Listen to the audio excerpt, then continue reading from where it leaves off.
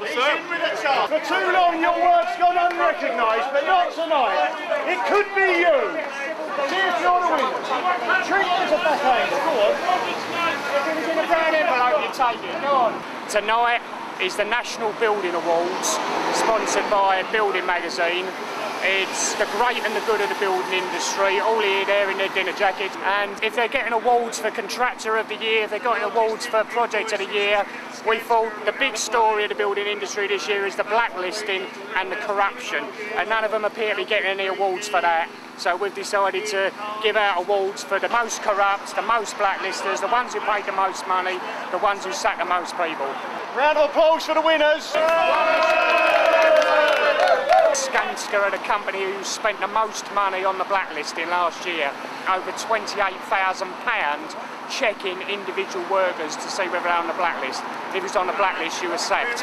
Dodgy contracts, corporate killer. You've worked hard for these walls. Each time they checked a name, it cost £2.20 and they spent £28,000. It tells you how much blacklisting is going on in this industry. It could be you. You could be a winner. Seriously, you could be a winner. It could be you. It could be you.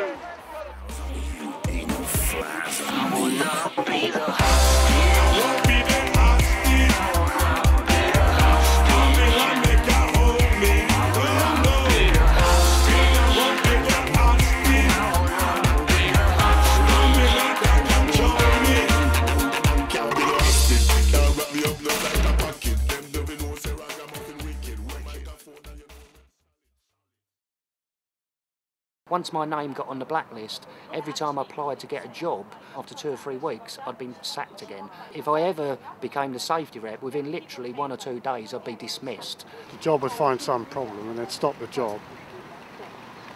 I'd be given the sack. Maybe a few other people be given the sack.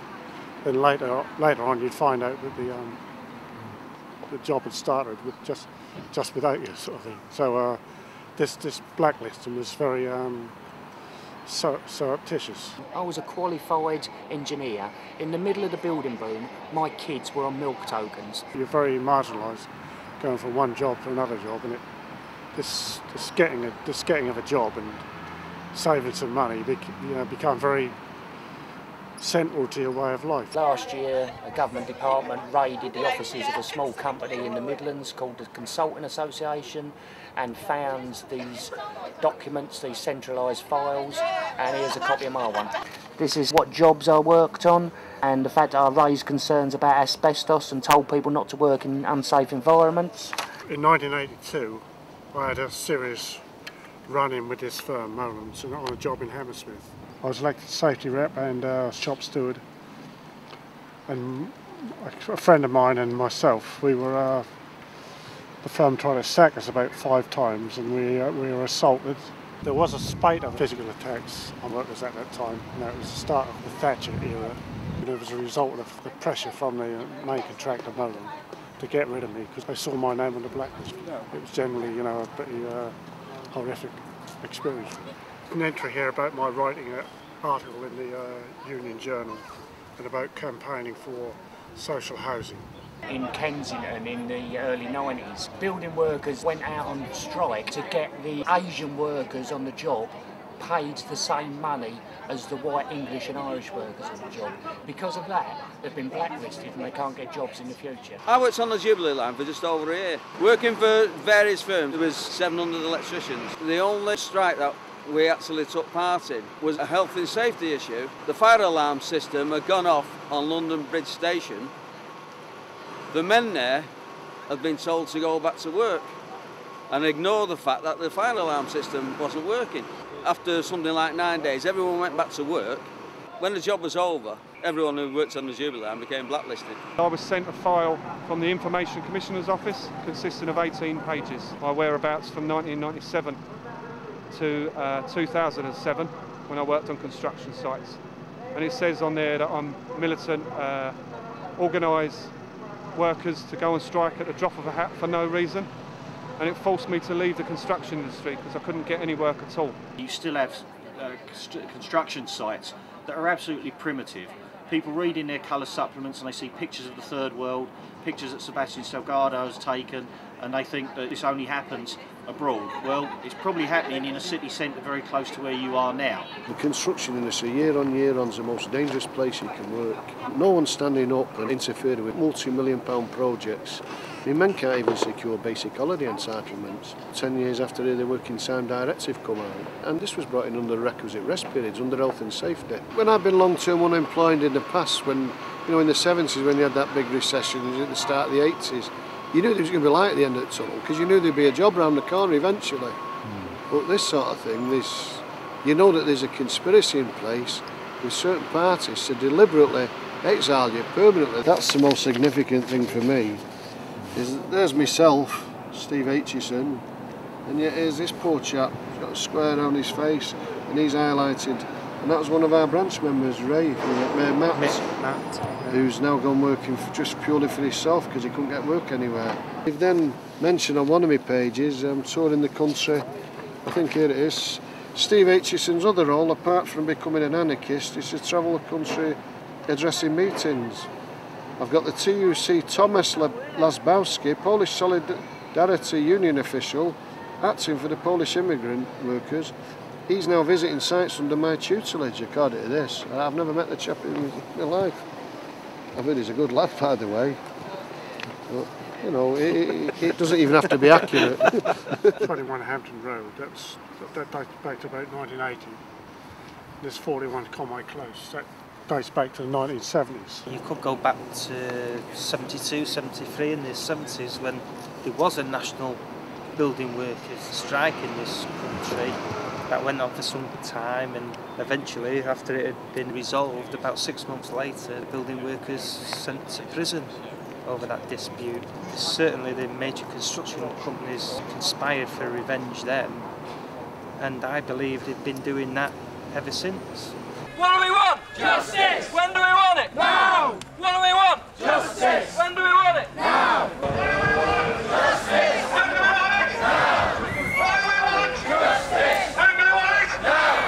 I remember the day that the trial started. There was thousands of police there. I've got the photograph. Thousands of police there outside the courtroom. And I turned up and they wouldn't let me in.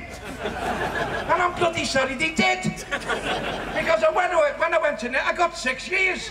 Desi Warren got 9 years, and the other lads got 3 and whatever. Okay, they were reduced on appeal to 3 and 2. But what a bloody farce. We're here now, asking for justice. Before the building strike, you'd have shop stewards committees, and you could call a monthly meeting. So these monthly meetings were very well attended. Absolutely everybody on site attended. So very democratic.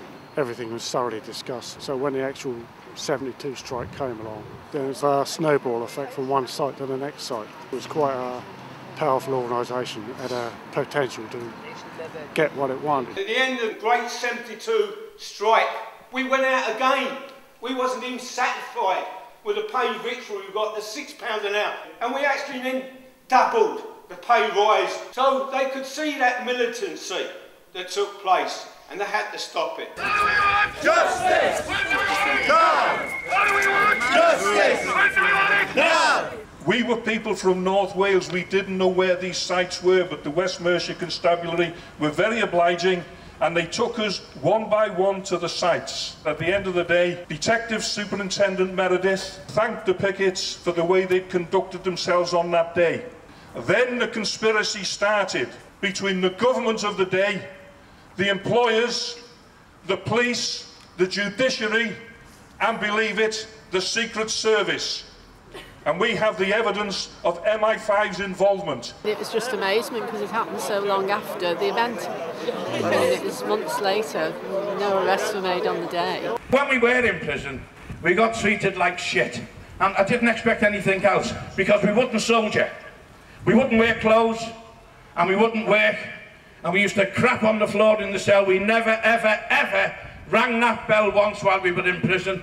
We never, ever, ever once closed our own cell doors because we were political prisoners and we wanted political prisoner status. And as they said in them days, we don't have political prisoners in this country. What a load of crap.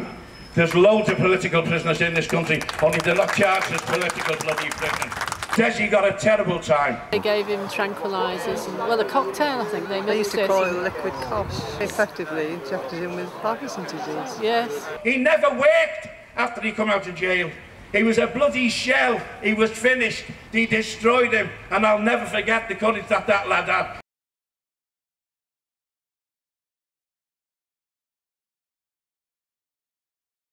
The prosecution of the Shrewsbury pickets was a political matter. It was to ensure that there was a casualisation and a lump, and it was against the union's attempts to get at least minimal standards of health and safety. Amongst the electricians, unlike the other building works in UCAT, we were fairly well organised throughout the 80s and 90s. The lump had really smashed people like plasterers, carpenters, bricklayers.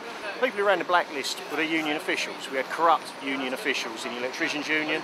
There are people now who've had their information from the blacklist, which documents ex-electricians union officials, current Unite union officials who've actually given names to the employers. I appeared on the blacklist following me being a shop steward in the year 2000 on the Marks and Spencer projects, when I actually questioned the management for not adhering to the national agreement. They were underpaying labourers and other anomalies. There was 240 men dismissed on a site for health and safety reasons. The principal contractor was a company by the name of Balfour Kilpatrick, and they sacked 240 men for refusing to work in wet overalls and wet boots. Steve Aitchison won the tribunal in their favour. I was involved in a couple of disputes, Manchester Piccadilly Gardens in 2003.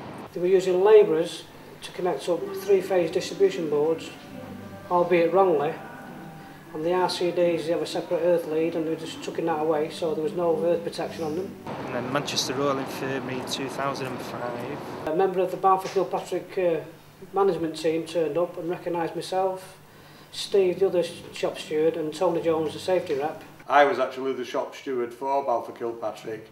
I supported Steve and Graham and Tony, who were the three trade union reps who were removed from site, and because of that they subsequently finished me, blacklisted me. We won tribunals unfairly dismissed for our trade union activities. The tribunal. We had the further evidence from a human resources director of the existence of a blacklist, which led to the DTI and indeed the Information Commissioner's Office raiding the premises of the Consulting Association. And they found files of 3,213 names, some dating back to the 50s. You've been petitioning your members in your exclusive residence. You're trying to blackball me. You're mad! Gordon Brown during the 80s had a file on himself by the Economic League because they thought he was a troublemaker in the student movement.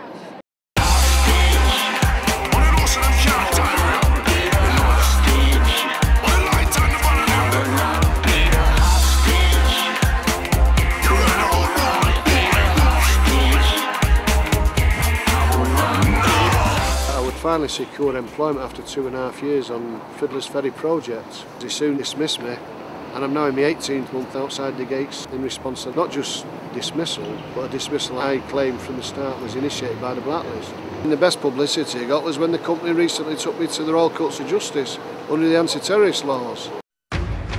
A union activist, not a terrorist. An energy giant that tried to use the Terrorism Act to stop a demonstration outside a power plant has been told by a judge that claims protesters were a security threat were fanciful to the point of paranoia. They're shortly taking me to the Warrington County Court for trespass. You know, once again, you know, this is a trespass that have spent 18 months outside their gates. They don't like it. But if one man can bring about all this, what can a movement do that's solid together? At the minute, the employers have the whip hand, which is why they can run the blacklist. I don't think for 1 minute that we're the only industry that has a blacklist. I'm of the opinion that anybody who is an active trade unionist, whatever walk of life that they're in, they will be on a blacklist somewhere. If we take our own union Unites, they've got this cumulative evidence that the officials have colluded. Now, if I put myself in the General Secretary's shoes, I'd be wanting to know forthwith who these men were, so we could rid the union of the services. If there's 10 lads who's active in a branch, they can blacklist them 10, but if the 1,000 people who are members of that branch were all active, they can't blacklist us all. So what I'm saying to you is join your trade union, be active in your trade union and fight them back. I'll tell you what, with these chinless fucking wonders that's just got in now, public school educated twats have just got in, right? There's a class war coming! Be fucking prepared! There's a class war coming! You're gonna have to kill me and stop me, because I ain't gonna be no fucking hostage!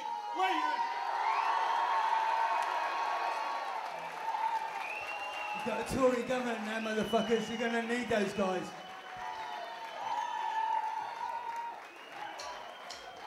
Well,